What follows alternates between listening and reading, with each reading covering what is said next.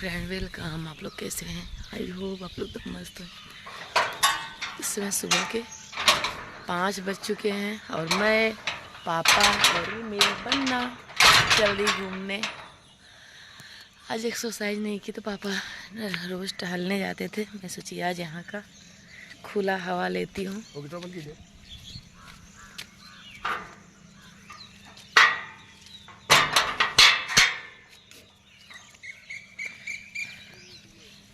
आज टहलने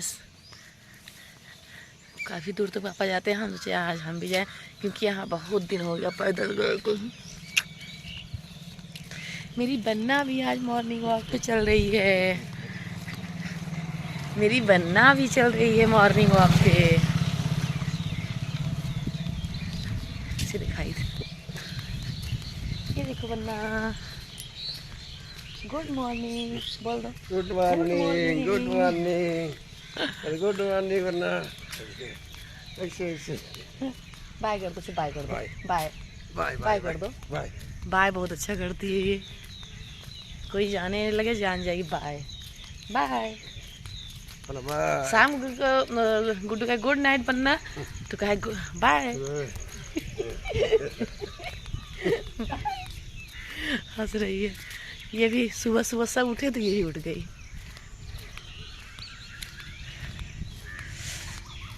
ये हमारा स्कूल था गया, घर के पास ही स्कूल है।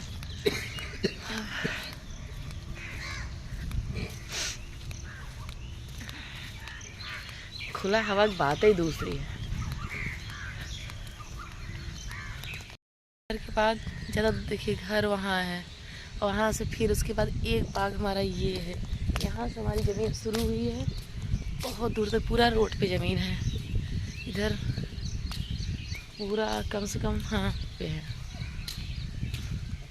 ये बगीचा भी हमारा है। जहाँ पापा रहते वहाँ भी एक बगीचा था। एक गांव में है, 3 बगीचा है। ये बगिया थी, ये धान लगा है, फिर उधर भी धान लगा है। पूरा रोड पे ज़मीन है, काली रोड है। हम लोग इसमें आते थे पहले काट, ऐसे पहले अपने से काटते थे ना खेत, तो आते थे काटने।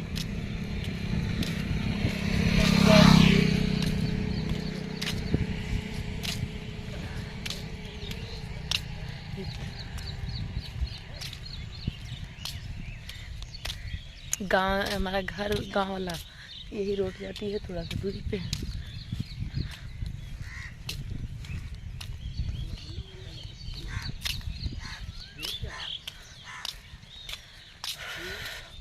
ये खेत के बाद ये नहर आ गई, नहर के बाद फिर खेत। ये सिटकी का गेट है, सिटकी गांव का गेट है। उसके बाद फिर से हमारा खेत यहाँ से स्टार्ट है। वहाँ वो दिख रहा है ना, वहाँ तक है। वो जो घर दिख रहा है वो वाला घर वहाँ तक है पूरा खेत। 5 बीघा है, 5 बीघा पूरा रोड पे। जैसे ये जो धान लगा है बस चौड़ाई इतना है, और उधर वो जो पानी भरा है वो दूसरे का है।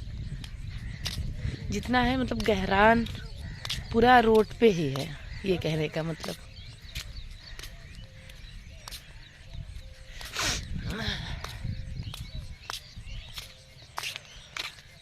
यहाँ गेस्ट हाउस अगर पापा खोले चले बहुत अच्छा ना। रोड पे है और ज़मीन मतलब ये नहीं है ना कि चौड़ाई कम है, लंबाई वो कम है। ऐसा है कि खेत की आराम से गेस्ट हाउस चल जाएगा।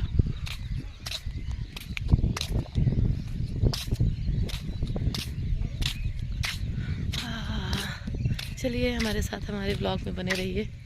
आगे हम लोग बिगाहना, ये बिगाहना लगाता है। सिटकी वहीं से ख़त्म ना पापा, सिटकी वहाँ से ख़त्म ना।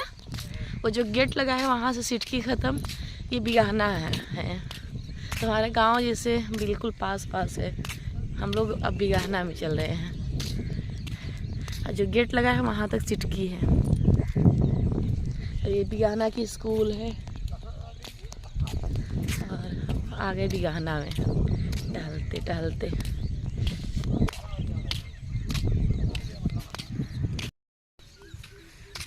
ये बिगाना की स्कूल, इसमें भी हम लोग पढ़े थे। जैसे जब छोटे थे, बहुत छोटे थे, तब एक दो मतलब जैसे होता है ना, जब एक दो तीन साल के रहे होंगे तब एक आध बार आई थी, उसके बाद नहीं।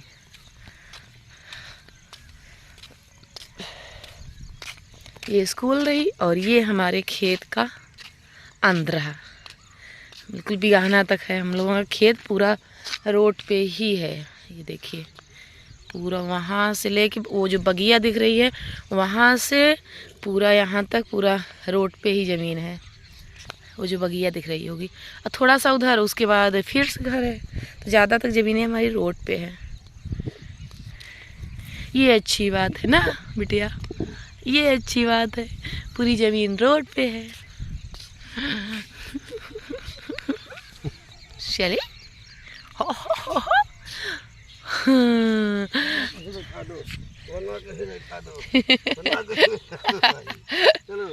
चलो चलो पैदल पैदल पैदल पैदल चलो। अब चले मन नहीं बिल्कुल। सो के उठी और हम लोग लेके चले आए, इसलिए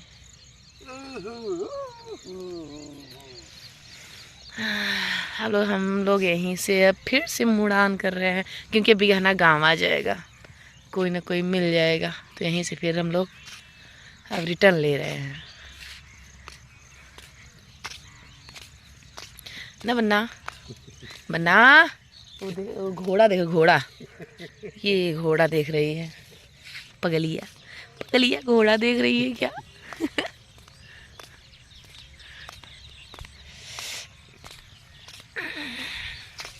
ये हम लोग का सिटकी गांव है। ये थोड़ा सा दूर जो ये घर दिख रहा है, यहाँ भी हम लोग, जो बगिया दिख रही है, बगिया भी हम लोगों की है।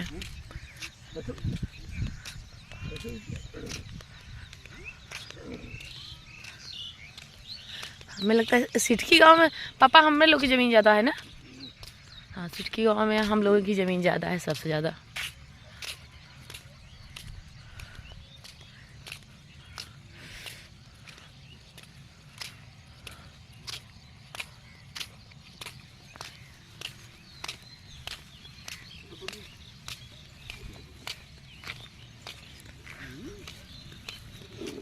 कोई टहल रहा है, कोई कुत्ता टहला रहा है। ये छूटे पावे तो काट ले। अरे बाप रे बाप रे बाप रे बाप रे।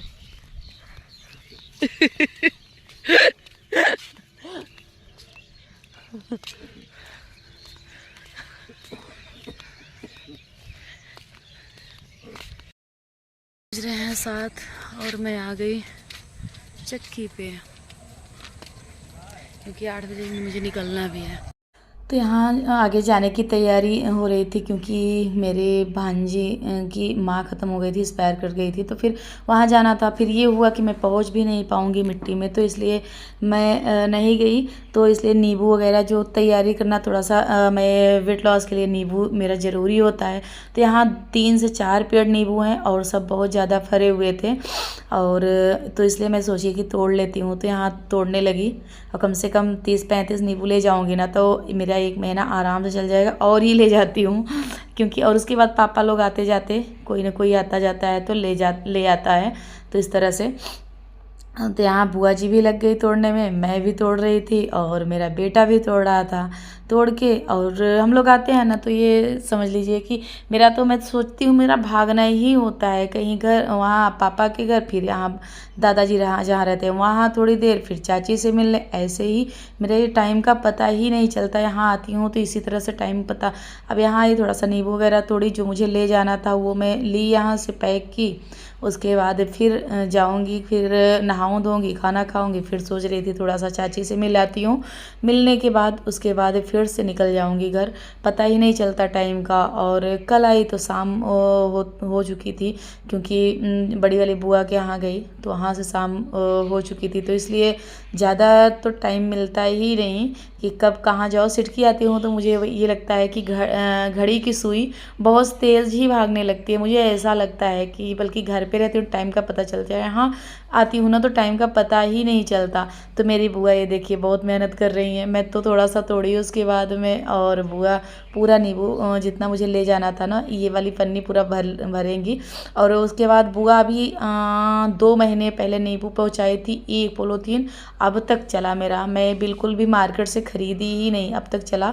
अब ख़त्म था, तब तक यहाँ से आज ले जाऊँगी। फिर पापा तो आते जाते रहते हैं हर हफ्ते, तो वो फिर से ले जाएंगे। अभी तो मेरा इतना में काम हो जाएगा।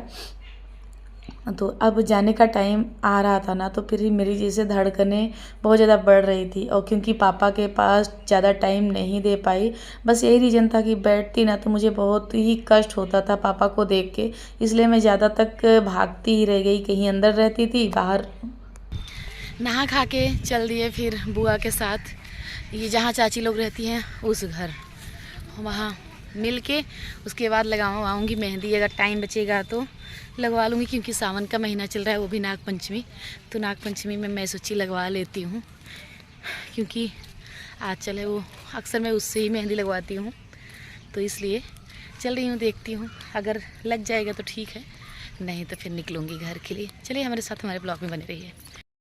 तो यहाँ मैं लगवाने लगी मेहंदी, क्योंकि मेरा ये रीज़न है कि मुझे जैसे वीडियो बनाने होते हैं, तो इस समय सावन का सीज़न चल रहा है, तो जो मेरा वो मैं काम समझती हूँ, ये आप लोग चाहे जो समझें, पर मैं अपना काम समझती हूँ कि अगर कोई चीज़ काम ड्यूटी है तो आदमी ड्यूटी तो छोड़ नहीं देगा, खाना तो छोड़ नहीं देगा। तो फिर इस तरह से मैं एक अपने यूट्यूब को एक जैसे ड्यूटी समझती हूँ। तो ये मैं एक अपना मेहंदी लगवा के उसके बाद मैं ये देखिए इस तरह से लग गई थी। ज़्यादा मैं लगवाती नहीं, बस हाथ में बस बैक साइड दिखता रहे बस, क्योंकि मुझे वीडियो शूट करने होते हैं ना, तो फिर ये भी लगता है कि अपना जो वो है, कभी कभी लगता है ना कि मेहंदी वगैरह पूरा लहंगा पूरा फुल वो दो तो शायद जाए वीडियो, तो उसकी चाहत में जो करती हूँ बस मेहंदी। इसीलिए मैंने लगवाया कि ताकि इसमें उसमें जाता है ना। इस टाइम मेरा वो भी वाला वीडियो वायरल तभी हुआ था सितंबर के महीने में, अगस्त से सितंबर के महीने में वायरल हुआ था, तो इसलिए मुझे लगा कि इस बार भी मैं बनाती हूँ। तो मैं आई थी, तो ये जो मेरी सिस्टर है जो लगाती है ना, बहुत ही अच्छी मेहंदी लगाती है, तो इसकी मेहंदी लाजवाब होती है। ऐसे तो मैं ब्यूटी पार्लर में भी जाऊँगी, नहीं लगा पाएगी। तो ये देखिए अब जाने का टाइम आ गया, तो यहाँ थोड़ा मुझे पता नहीं क्यों पापा को छोड़ के अकेले जाना, पापा का भी चेहरा बिल्कुल वो हो रहा था, ना मैं पापा को देख पा रही थी ना मैं, इसीलिए ज़्यादा तक अंदर भाग जाती। पापा के सामने मैं थोड़ी देर भी नहीं खड़ी हुई ज़्यादा। और फिर चक्की पे गई थी, वहाँ बाबू लोग से मिली, जो मुझे सामान लेना था वहाँ पैक करके चली आई थी, वो सब लाई। उसके बाद ये देखिए पापा को जैसे साथ में चलते हैं ना, तो वो कष्ट नहीं था। अब ये पापा रहेंगे क्योंकि उनकी बाउंड्री बन रही है, तो वो रहेंगे, और उन्हें छोड़ के अकेले मेरा पता नहीं कैसे मुझे लग रहा था। फिर मैं बैठी अपना ये बिल्कुल वो करके, अंदर से तो बिल्कुल घुटन हो रही थी कि, पर मैं सोची थी कि इस बार मैं जाते समय नहीं रोऊंगी, क्योंकि नहीं पापा बिल्कुल और कमज़ोर पड़ जाएंगे। पर आँख में आंसू आते तो इधर उधर कर लेती, सोची कि नहीं रोऊंगी, इस बार नहीं रोऊंगी। पर जाते समय पापा खुद ही इतना तेज़ रोने लगे, बिल्कुल बकार जिसे छोड़ के बहुत तेज़ रोने लगे। तो फिर इसलिए मैं फटाक से गई ना, उनका चेहरा देखा तभी मैं गई, गाड़ी में बैठ गई। मैं सोची नहीं रोऊंगी, इस बार नहीं रोऊंगी। पर पापा जब रोने लगे ना, तो सभी रोने लगे, सबको भावुक हो गया। पर होता है ना, क्या करूं, अब कुछ हम लोग कर भी नहीं सकते ना, कुछ हाथ में है, जो बीता हुआ वो ला भी नहीं सकते, कुछ भी नहीं कर सकते। पर ना भाई कर सकता है, उसके भी बस में कुछ नहीं है। पर बस इतना बस में है कि वो पापा का देख रेख कर सकता है, और हम लोग ये कर सकते हैं बस, और कुछ तो कर भी नहीं सकते भाई। उनके साथ जो हुआ है वो ना शेयर कर सकते हैं ना वो किसी से, पापा ही अब बच्चों से क्या बोलें। और भाई उनको कष्ट तो है ही है, क्योंकि एक औरत होती है ना, वो संभाल ले जाती है, खाना बनाती है, अपने बच्चों में संभाल ले जाती है। और पापा बिल्कुल अब अकेले पड़ गए हैं, क्योंकि उनके बच्चे भी, मेरी भी शादी हो गई है, भाई की भी शादी हुई, फिर वो भी जॉब करता है। तो जो औरत होती है ना, वो 4 जगह बैठ के रो लेंगी, गा लेंगी, सबसे कुछ कह लेंगी, तो उनका जो वो होता है ना, वो हल्का हो जाता है। और पापा का है ना, वो किसी से कह सकते हैं, भाई कहें तो बोलेंगी अरे मेहरारू के खातिर रो रहा है, तो फिर वो कुछ कह भी नहीं सकते ना, बस अपने में रोएंगे, वो करेंगे, अकेले रोएंगे। वीडियो कॉल पे बात होती है तब भी वो पापा रोते हैं, अकेले में रोते हैं, किसी के सामने ना, उनकी ये मजबूरी है ना किसी के सामने रो सकते हैं, ना अपना दुखड़ा बता सकते हैं। कुछ नहीं बता सकते। वो एकदम बिल्कुल घुट घुट के जी रहे हैं, पर हम लोग कुछ कर भी नहीं सकते। ये देखिए रास्ते में आ रहे थे तो एक गाँव वाले जा रहे थे, डांस कर रहे थे, मैंने शूट कर ली। वहाँ का वीडियो मैंने बस उसके बाद शूट ही नहीं किया क्योंकि पापा बहुत रो रहे थे, इसलिए मेरी बिल्कुल हिम्मत नहीं हुई कि मैं वीडियो बना लूँ या शूट कर लूँ, कुछ भी नहीं। तो ये होता है ना कि एक जेंट्स का जो दर्द होता है ना वो कोई नहीं शेयर कर सकता। जैसे लेडीज हैं, चाहे हम हो चाहे जो ही, वो 4 औरतों से रो लेगा, बता लेगा अपने दुखड़े, और जेंट्स कभी नहीं बता सकते। यही अपने ब्लॉग का करती हूँ। अगर पसंद आया तो लाइक करिए, सब्सक्राइब ज़्यादा से ज़्यादा